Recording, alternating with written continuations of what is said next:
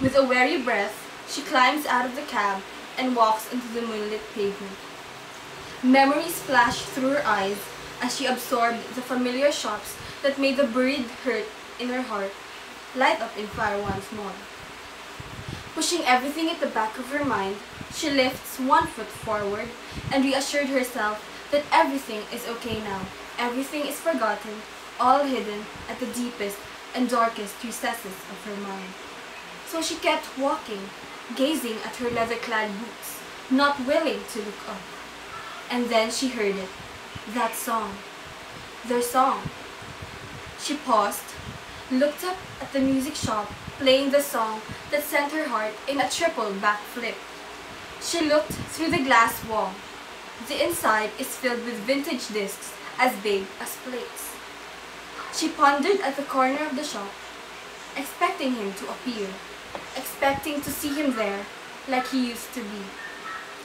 To her dismay, an old man is standing there, brushing the dust off the CDs, blocking her view. It's been a year, she tells herself. I should be over him by now.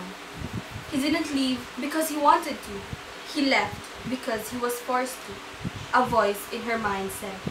As the song reached its chorus, she gasped. A horrible wrenching sob bubbled through her throat and out of her mouth. And she knew. The sorrow came back. The memories, like a book, flipped through her mind like clockwork. Realization coursed through her body. He promised to come back after a year, to marry her, promised to make her his. So she kept on coming back, never leaving behind the memories. But it's over. He forgot about her. He never loved her enough to come back in her arms, to fulfill all the promises he has made. With her chin up, she feels light, lighter than she arrived, feeling as though a heavy weight had been lifted from her shoulders. With one last look at the music shop, the man is still there, still brushing the dust off the discs. The man noticed her staring and gave a friendly smile.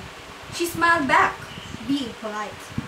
And with a nod of her head, she lifts one foot forward and reassured herself that everything is okay now. Everything is forgotten, all hidden at the deepest and darkest recesses of her mind.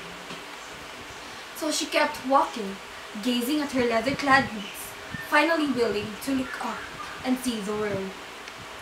The old man took a step forward, trying to look at the girl who just stood there for a few minutes. He shook his head, feeling sympathy for her and her sad eyes.